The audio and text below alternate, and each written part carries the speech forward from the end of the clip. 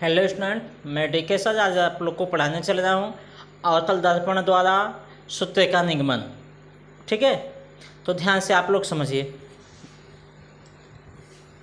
जो आज का टॉपिक है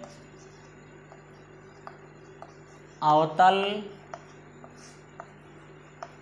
दर्पण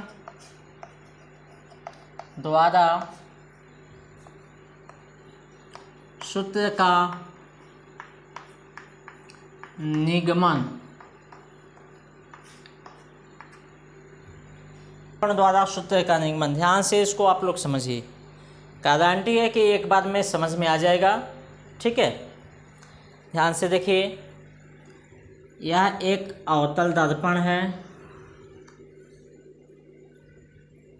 पीछे की ओर हम इसके पालिश कर दिए, यह अवतल बन गया। कौन सा दर्पण है? अवतल दर्पण। ठीक है, अवतल दर्पण है, ये इसकी मुख्य अक्ष वाली लाइनें हैं। ठीक है, और यह इसका पोल है, ध्रुव है, इसका ये फोकस है और इसका यह सेंटर ऑफ कर्वेचर है, सी है। ठीक है, और सी से कुछ दूरी पर यानी इस बिंदु पर एक वस्तु है। ध्यान से इसको आप लोग समझिएगा। इस बिंदु पे एक वस्तु है, वस्तु का नाम हम रख लेते हैं ओ डैश। ऑब्जेक्ट है, एक किरण ओ डैश से मुख्य अक्ष के समांतर ऐसे चली, परावर्तन के पश्चात ध्यान से देखिए फोकस से होकर निकल गई। दूसरी किरण इसके सेंटर ऑफ कर्वेचर से यानी सी से ऐसे चली, ध्यान से देखिएगा, और परावर्तन के पश्चात उसी मार्ग पे वापस लौट गई। जिस बिंदु पे दोनों किरण एक दूसरे से मिली उसी बिंदु पे वस्तु का प्रतिबिंब बना, आई और आई डैश। बात समझ में आया? उसका प्रतिबिंब बना आई और आई डैश। इस फिगर को समझिए। अब यहाँ से एक हम लंब ड्रा कर लेते हैं, इस बिंदु को ए मानते हैं। यहाँ से एक लंब खींच लेते हैं और इस बिंदु को हम मानते हैं एम, और इसकी जो ऊंचाई है इसको स्मॉल एच मानते हैं। ठीक है, अब हम इस कंडीशन को आप लोग को बता दिए, इसका कंडीशन। अब एक बात और बता देते हैं जो आप लोग ध्यान से समझिएगा। इस वस्तु का लेंस से दर्पण से जो दूरी होगा यहाँ से, वह स्मॉल यू होगा। ठीक है, प्रतिबिंब से और इस दर्पण की जो दूरी है उसको हम यहाँ पे मानते हैं भी है। ठीक है, और जो ये फोकस दूरी है पी एफ से पी तक की, इसको स्मॉल एफ मानते हैं। ठीक है, और वक्रता केंद्र से ध्रुव तक की जो दूरी है इसको रेडियस ऑफ कर्वेचर आर मानते हैं। बात समझ में आया?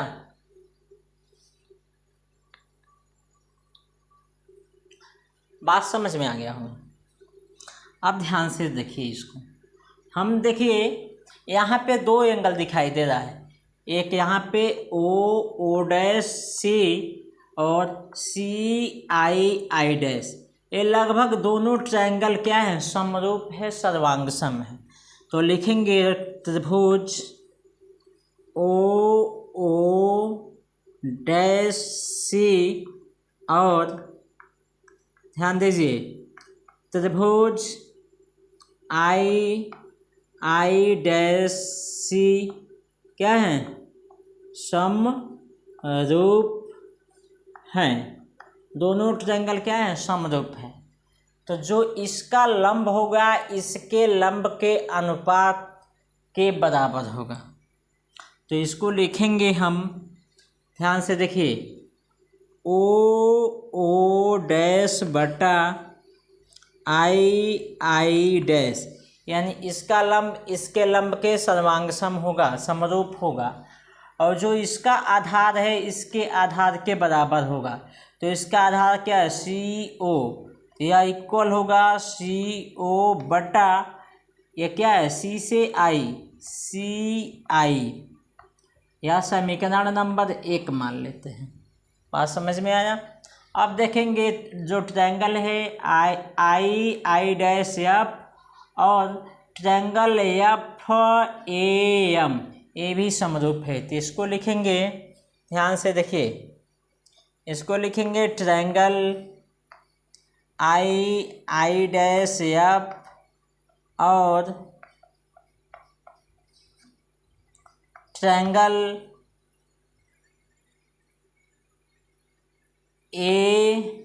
AMF क्या है, समरूप हैं, समरूप हैं। बात समझ में आया। दोनों समरूप हैं। समरूप का कंडीशन लेके हम आगे बताते हैं।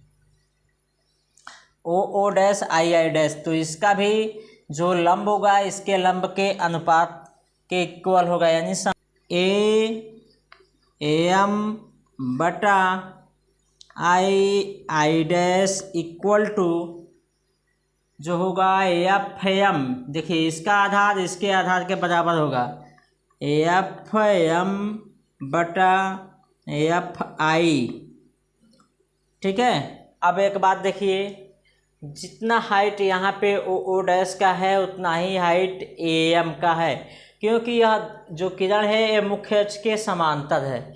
तो समांतर है तो दोनों का हाइट सेम होगा। तो इसको लिख सकते हैं O डैश बराबर AM। अब इस लाइन से हम लिखते हैं, इसको ध्यान से देखिए आप लोग। AM के जगह O डैश लिख सकते हैं, तो लिखेंगे O डैश बटा नीचे क्या है I dash, I dash equal to FM बटा FI। इसको समीकरण 2 मानेंगे। अब देखो समीकरण 1 और 2 का दोनों में लेफ्ट हैंड साइड इक्वल है। लेफ्ट हैंड साइड इक्वल है तो कंपैरिजन करेंगे, कंपेयरिंग करेंगे, उसके बाद हम बताते हैं। ठीक है। लिखेंगे समीकरण 1 व 2 का तुलना करने पर, तुलना करेंगे 1 व 2 का, कंपेयरिंग करेंगे तो CO बटा IC बराबर हो जाएगा CO बटा IC इक्वल टू समीकरण 1 का है FM बटा FI, FM बटा FI। बात समझ में आ गया। एक कंडीशन और लेके चलेंगे यदि AM-P के समीप हो, सपोज करेंगे कि ये इनके बीच की दूरी क्या है, नगण्य है, तो M किसके समीप होगा, P के। लिखेंगे यदि AM-P के बहुत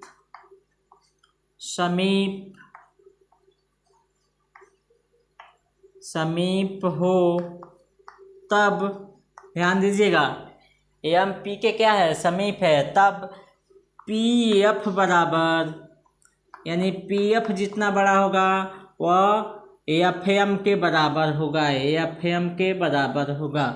ठीक है। तो FM के जगह पे हम PF लिख सकते हैं। तो इसको लिखेंगे, इस समीकरण को CO बटा IC इक्वल टू PF बटा FI। शायद यहाँ तक आप लोग को समझ में आ गया हो। इसके बाद जो हम कंडीशन पढ़ाने चले हैं उसको और ध्यान से देखिएगा। देखिए CO का मान अगर निकालना हो, C से O का मान निकालना हो, यानी ये बीच का दूरी निकालना हो, तो हम क्या करेंगे, C से O का मान निकालना हो तो हमको P से O का दूरी पता है। ध्यान से देखिए, यह दूरी पता है, इतना मान निकालना है, तो कुल दूरी में से इतनी दूरी यानी PO में से हम PC घटा दें तो CO का मान निकल जाएगा। ध्यान से देखिए, PO यानी PO में से हम PC घटा दें तो CO के बराबर हो जाएगा। बटा IC का मान निकालना है, यानी I से C या बीच की दूरी निकालना है और हमको इतना दूरी पता है R होता है। तो हम यह दूरी निकालने के लिए हम कुल दूरी में से इतनी दूरी घटा दें, यानी PI दूरी घटा दें। तो यह होगा PC माइनस यह दूरी PI वाली दूरी घटा दें, PI इक्वल टू PF निकालना हो तो P से F का दूरी पता है तो इसको केवल हम PF लिखते हैं। और FI यानी F से I के बीच की दूरी निकालना हो तब तो हम PI में से PF घटा दें तो FI निकल जाएगा। तो PI में से PF घटा दें तो FI की दूरी निकल जाएगा। PO का जो दूरी है उसको लिखते हैं। PO का दूरी है U। ध्यान से देखिए, हम चिन्ह परिपाटी इसके पीछे पढ़ा है। जब हम राइट से लेफ्ट की ओर नापते हैं, यानी हम नापेंगे दर्पण से वस्तु की दूरी, तो ये होगा माइनस में और यह माइनस चिन्ह ऑलरेडी है। और P से C का जो दूरी है वो R है, लेकिन हम P से C की दूरी नापेंगे तो माइनस R होगा चिन्ह परिपाटी के अनुसार। यहाँ भी PC का जो दूरी होगा वो माइनस R होगा। और PI का दूरी, P से I तक की दूरी, यानी P से हम नाप रहे हैं I की ओर, तो P से I की जो दूरी है वो V है। तो यहाँ पे भी क्या होगा, माइनस होगा, इक्वल टू P से F की दूरी नापेंगे तो ये F है तो इसको F लिखेंगे, लेकिन ये भी माइनस में होगा, आपतित किरण के विपरीत है। अब देखो हम PI का दूरी, तो PI का दूरी यहाँ पे माइनस भी निकाले हैं।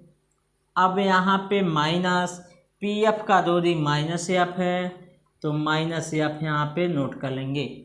अब इसको अगले स्टेप में हम सॉल्व करते हैं। ध्यान से देखिए,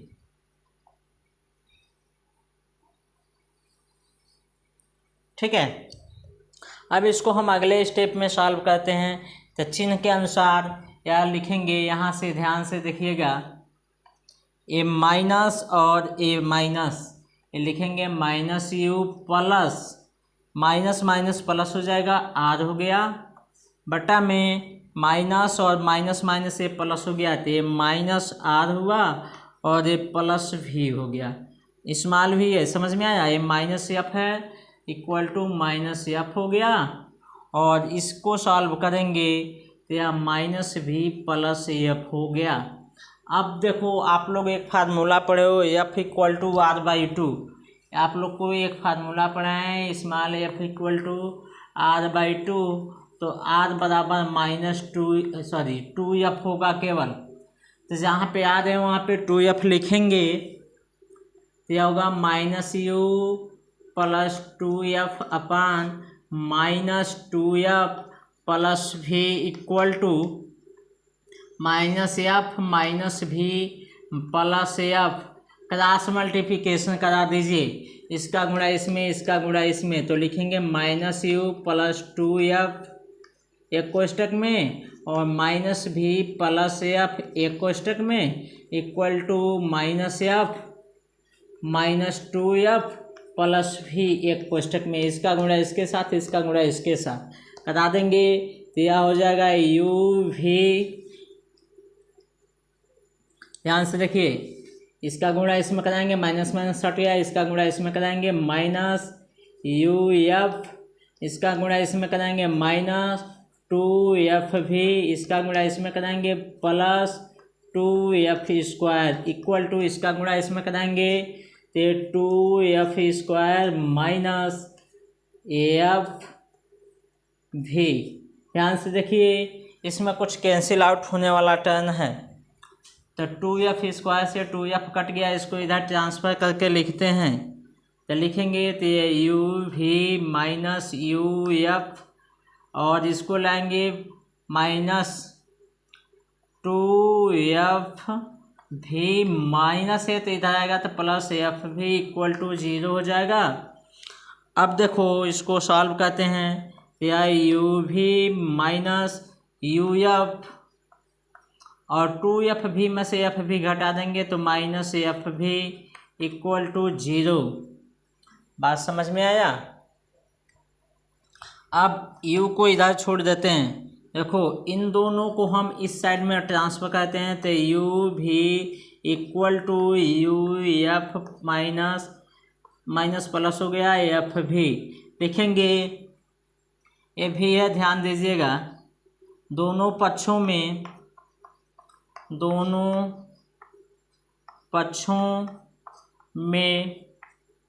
यू भी एफ से भाग देने पर